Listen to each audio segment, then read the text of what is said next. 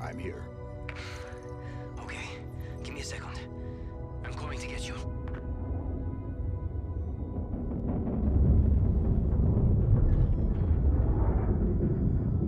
Welcome back, Chief. Okay, let's get out of here.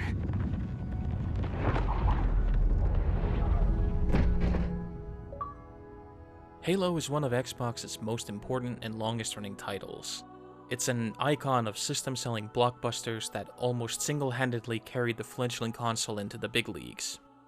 Over the years, its star has diminished some, and the fifth game in the series, Guardians, received what you would almost call a muted reception, which made last year's news that Infinite would be delayed by a full 12 months, and thus missing the launch of a new console, that much more devastating. On top of that, Infinite launches in 3 parts. The first, a stunted multiplayer experience, is already out. The single-player campaign comes out today.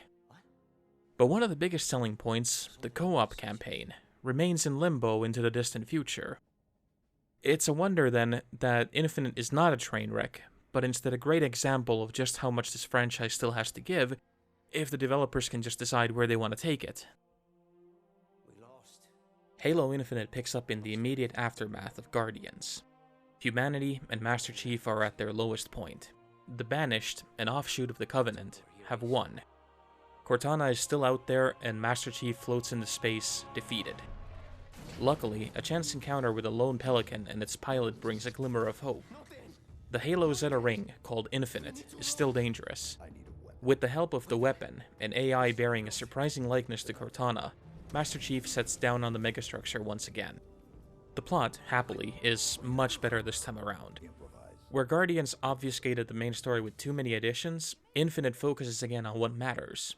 Mainly, the relationship between Master Chief and Cortana, and the toll that decades of intergalactic warfare takes on them. These parts are some of the best in the series, pushing the stoic and monosyllabic Chief into new territories. It's a nice change of pace from the disparate story in the last games, especially as 343 Industries feels much less devoted to deifying Master Chief this time around. He's vulnerable and tired, and there's a sense that all this hero business might one day prove too much for him. Sadly, Infinite also tacks on the now overblown mythology of the series, introducing yet another alien race bent on destroying the universe. Speaking of new territories, Infinite is as close to an open world as Halo has ever been. After about an hour of tutorial missions, Infinite drops the Chief into the ring and just lets him go. Well, almost. It's never quite as open as you'd expect. The closest example I can think of is the early open-world Grand Theft Auto games, where progression dictated which parts of the island you could explore.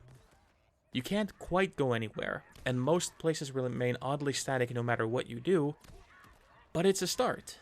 It's hard to gauge just how successful the leap into the open world is without the co-op campaign. Most things here feel like they need other players to get the full experience. Banished outposts, for example, feature numerous ways players can infiltrate them, so everything from sneaking to full-on aerial assaults is possible, but playing alone leaves a feeling like you're only getting a small morsel of what's there. It's an extremely tasty sample, make no mistake, but it does leave a hankering for more. Then there's the Ubisoft curse. The open world of Infinite is nowhere near the size of Assassin's Creed, but it already suffers from similar bloat. Most missions around the map are filler, each one repeating a singular design. Marines need saving, bases need emptying, and sometimes you'll destroy a banished propaganda station. Each base has a signal tower that reveals a portion of the map, including all the collectibles. If that sounds familiar, well, that's because it is. Even as Halo Infinite feels like a joy to play, this is not a game where you'll find some innovation. The open world structure also brings unforeseen balancing issues. While it's always fun to take out enemy patrols from a distance, it's far less so when it happens to you. Far too often I found myself on the receiving end of bullets where I couldn't pinpoint their origin. Similarly, the amount of enemies at any given time ranges from challenging to just flat out outrageous. Fighting off multiple tanks, snipers, and hunters all at once might be amazing in multiplayer, but in solo it gets grating. But at the same time, when it works, Halo Infinite is by far the most fun Halo to date, at least on a pure gameplay level. It's utterly thrilling to make a ground assault against overwhelming odds, and it feels like 343 Industries has finally cracked the code on creating satisfying gunplay. Every weapon feels like a blast, even when the constant scavenging for ammunition turns a little tedious. There are other additional powers, like a portable wall and a booster, but I barely use them. They feel like additions for the multiplayer, and I found them cumbersome for the most part. But the grappling hook is a whole other beast. It single-handedly changes the way Halo can be played, and it's all the better for it. Exploring mountain ranges and enemy bases is a joy, and there's a genuine thrill to gliding across a hectic battle to punch a grunt in the face. It's only when Infinite returns to its roots that the game starts to slow down. Sometimes, that's to the point of dullness. Throughout the campaign, Master Chief needs to shut down multiple installations that are all related to the ring. These sections are entirely removed from the open world, right down to the separate loading screens, and they feel like a throwback to appease fans who didn't want their Halo to change. On their own, they're fine, and they feature some of the great level design that the series has already been known for. But when you pair it with the open world structure, they do feel like an identical and repetitive throwback that doesn't really belong to the series anymore. And there's the problem. Halo can be many things, but it's clearly at its best when it focuses on just one area. The highly contained levels are polished, and they are sometimes staggeringly good, yes, especially when you get some of the really cool big boss fights. Outside, the vastness suffers from similar ailments. There's a lot to explore, but little to discover. Assaults carry the weight and epicness of earlier Halo campaigns, and it's clear why Infinite pushes so hard to bring them to the forefront. But beyond them, it's still lacking a clear vision. Like, are you playing a Far Cry type of game, or are you trying to just move from section to section to get to the story missions, which are, again, just linear pathways?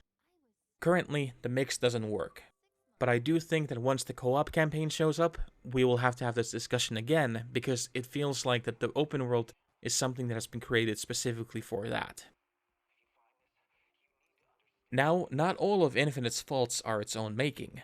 Open world games are, by their very nature, stuck in a rut. No developer to date has found a way of making their increasingly large maps interesting to explore. Repetition is really the currency of the realm. Infinite is already reinventing a beloved 2 decades old series, and it would be incredible if they'd fix an entire genre while they're at it. That's just not going to happen. Instead, Halo is simply a very, very good Halo game. One of the best we've got in maybe a decade, at least since Reach. If they fix the ending. I'm not going to spoil it here, but I will say that when you get to the last third, you'll notice it. There's a dramatic drop in quality that I feel is mostly indicative of how fast this was produced towards the end.